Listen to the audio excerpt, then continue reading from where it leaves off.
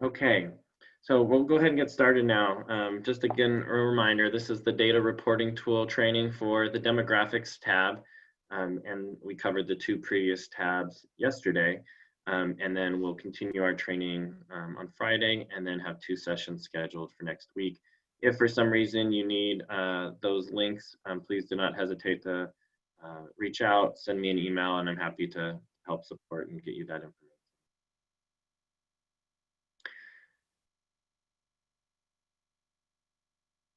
So quickly, just as we did yesterday, for those that were not able to participate, this data reporting tool training is an opportunity to walk through line by line the reporting tool that is required to use for your quarterly deliverable submission to the center. We developed this tool in partnership with the Department of Healthcare Services. As our collective effort to understand the impact of each program, the kind of success we're seeing within each of your respective communities. We also wanted to determine and better understand the diversity from a racial, ethnic, cultural perspective of the youth and communities that are impacted by your activities and strategies. And then finally, to also understand the kind of progress we're seeing related to the policy and systems change efforts that you're leading with young people. So you'll see within the data reporting tool those elements included. And then, as I said, today we're really focusing on the demographics tab, which will focus on the young people that you're directly connecting with through your programming. At the end, as we did yesterday, we will pause for some questions and answers, some of which we will need likely to take back to our partners at the Department of Healthcare Services to strategize and to determine a proper response. Once that happens, we will get that information out to the group. So let me go ahead and pull up the data reporting tool. Hopefully you've all received a copy. If not, again, just feel free to email me. We sent that out a couple of times, but we know we've also had some additions to the email distribution list. So we'd like to make sure that everybody has access to that, to this tool that we're going to highlight today. All right, so as I mentioned yesterday, we covered the background and definitions tab and the program profile. Today, we're focused on the demographics tab. So again, in the spirit of learning and understanding the youth and young adults that you're working to support through the Elevate Youth California programs at the local level, this demographics snapshot will allow you to communicate to us, and then we will then in turn communicate to the Department of Healthcare Services sort of individual impact that you're having and also communicate that diversity. So what you'll see, the first question, this is referencing line 3, from a quantitative standpoint, state how many participants started the Elevate Youth California programs and how many participants completed the Elevate Youth California programs during this reporting period. So that's the key.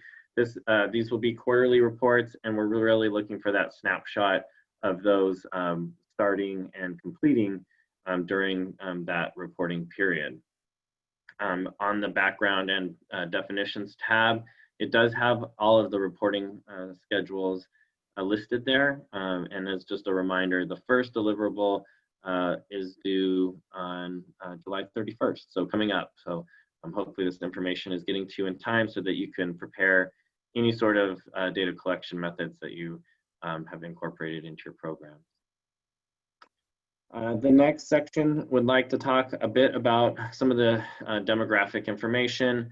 So I'm going to reference line 8, complete the demographic tables below for all program participants served and respond with your best estimate for this reporting period only. So again, just want to make sure that we put that, time period specific to the reporting period. This is not in aggregate. This is for this reporting tool. it would be for the reporting period only. So the first referencing line 9 for to communicate the gender identity. This is where you would be able to communicate that. And then also just want to see both for this quarter, and this would be for the quarter, and total number reached in aggregate. Let's see here, shifting over, still on line 9. This is the ethnic and cultural group that would be identified for the individual participants, whether it's youth or young adults. That's also included into your scope of work that you applied for within your application. All of this information, your best estimates were included in that application. Now is your opportunity to collect the true data and report that back to Center. So you'll see American Indian, Alaska Native listed, Black, African American, white, Asian, Native Hawaiian, other Pacific Islander, Hispanic, Latino, Latina, or Spanish origin, multiracial, other, or unknown. And you should have data collection methods at the local level that are trauma informed and really responsive to the individuals that you're supporting. And I wanted to also recognize many of the partners here who have helped shape this this data reporting tool as we helped to develop it so that this would be responsive to your work. Referencing line 15, there is a desire to understand the inclusiveness of our programming as a collective and representative of the LGBTQ youth and young adults. So this would be an opportunity for you to communicate that back to us. Again, new participants this quarter, and then total number reached. Shifting to line 19, this is to better understand the age groups that are being impacted directly by the programming. So here you will communicate the various age ranges, 12 to 17, young adults 18 to 20, young adults from age 21 to 25, and adults age 26 and older. I'm going to shift on over to the right because we knew that in hearing and reading some of the applications, there was a strong focus on housing insecurity, and often young people may not see themselves as experiencing homelessness or being housing or experiencing insecure housing. So this would be your opportunity to identify those young people, maybe couch surfing, that you'll be directly impacting with the program activities. I'm going to drop down to the next category. We also recognize that there were many system impacted youth, and one of those systems is the foster care system. We saw across multiple applications a deep connection and relationship with young people who have been system impacted, specifically in this case foster care, and then this would be your opportunity to report back to us of the young people that you're supporting and interacting with, how many have been impacted directly by the foster care system. I'm going to continue down with the focus on systems. In addition to the foster care system, we also read multiple times working directly with young people who are system impacted, focused specifically on the juvenile or the criminal justice court system. So you'll need to take that into account as you work directly with young people. The juvenile court, at least for this definition, is really focused, on a specific youth population, and then the adult criminal justice system is a separate system. but you'll need to account for that as you work directly with young people who have been system impacted. Again, we'll want to see participants by quarter and then total number reached. Okay, I'm going to shift over to language, this is line 28, where we're focused on primary language. So would like to understand, the diversity of languages spoken as the primary language. And here you can see it's listed as English speaking, Spanish speaking, or other, or unknown. Again, in the spirit of wanting to understand the diversity of the young people that were directly impacted by Elevate Youth California activities, there was a focus on communities impacted by the war on drugs, which includes tribal communities. So would like to understand, and we read, in multiple applications, direct engagement and involvement and led by tribal communities. And this is your opportunity to articulate that.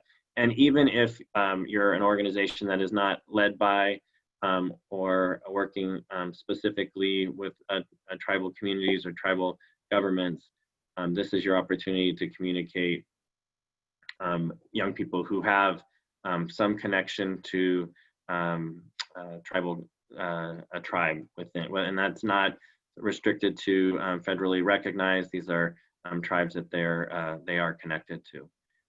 So would like to make sure that that data is included in the demographic perspective of the youth that are involved in the programming. So it's a fairly comprehensive, snapshot of the demographics.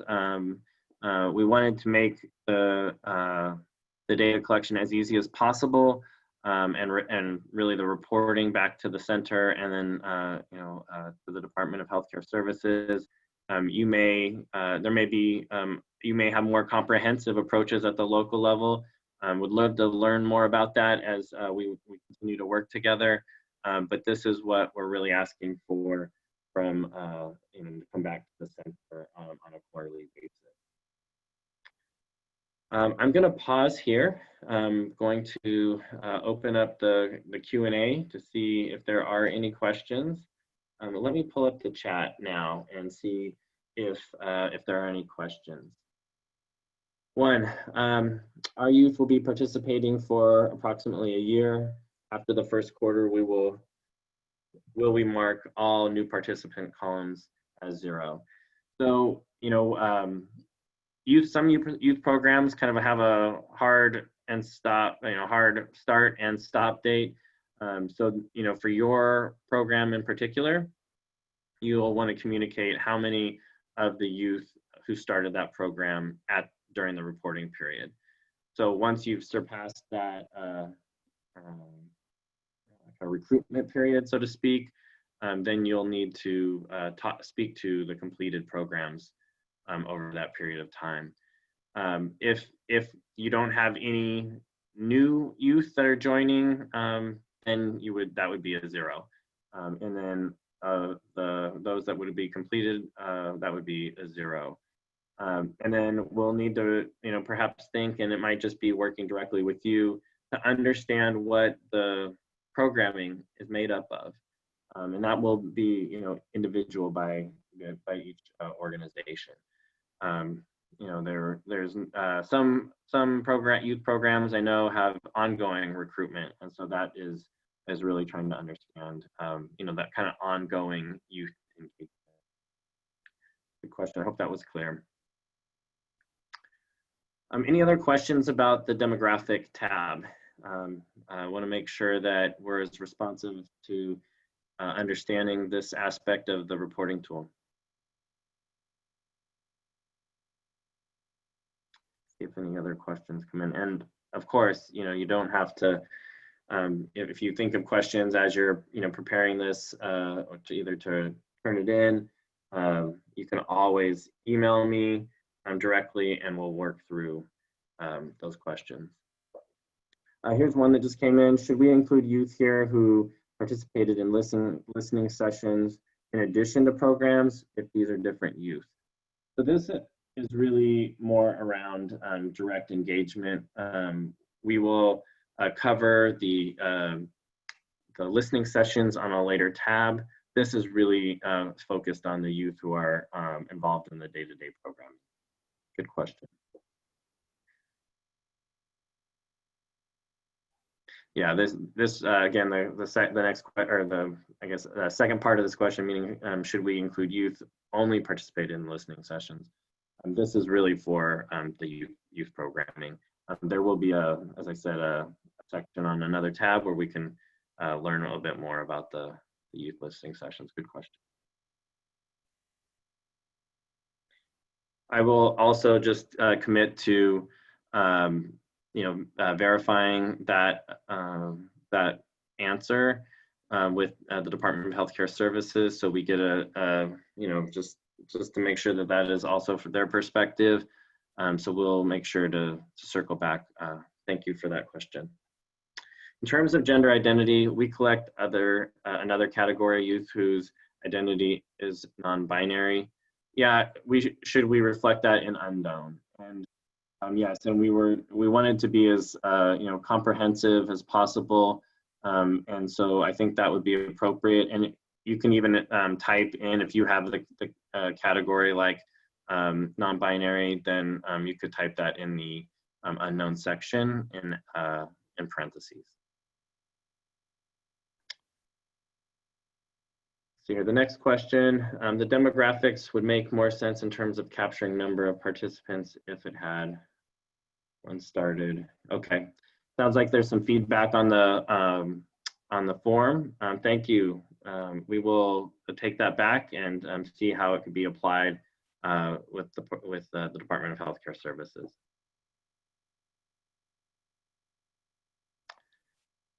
Any other questions?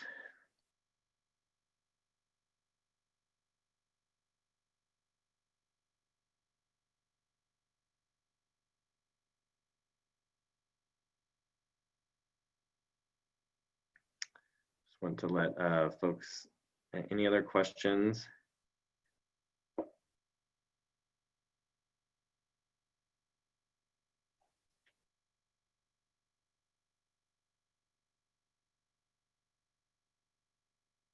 Okay, I'm not seeing any. So I'm going to wrap us up, but again, if you do have additional questions, and I know we're just doing, we just really wanted to focus on like short, brief trainings on the various aspects of the tool. So, please feel free to, if you have questions, and certainly it can be on a previously covered tab, send me an email and we will work those through. Here's my contact information, whether you'd like to send me an email or give me a call. This is my direct number. Feel free to reach out and we're happy to talk it through. As I mentioned on yesterday's webinar, we will be posting the recordings. So if for some reason your staff member, a staff member who is responsible for developing some of the data collection activities were not able to participate, then you can share the recording with them. Okay, well, thank you all for joining the quick training session today. I believe our next one is on Friday, same time. So I'm just going to confirm, yes, we will be here on the 12th at 11 a.m. And if you need that link, feel free to just reach out and happy to share that with you. Appreciate all of the updates that we've received regarding program implementation, as well as additional contacts to include if that is something that is applicable to you and you have not sent in additional contacts. Please send them to myself and Carissa Rogers, who's one of my colleagues at Sierra Health Foundation in the center, and we'll add them to the distribution list for future email blasts. All right, all, thank you and have a great rest of the day. Take care, stay healthy and well. Thanks so much. Bye-bye.